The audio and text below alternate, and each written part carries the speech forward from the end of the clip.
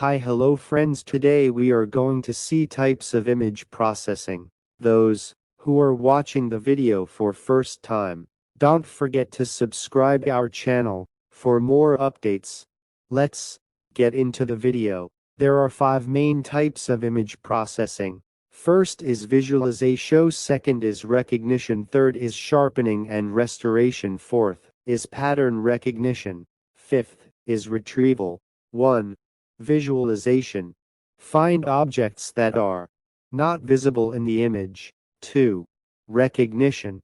Distinguish or detect objects in the image. 3.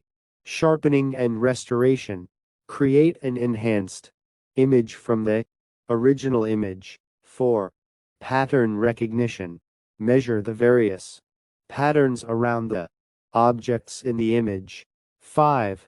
Retrieval. Browse and search images from a large database of digital images that are similar to the original image. Thanks for watching.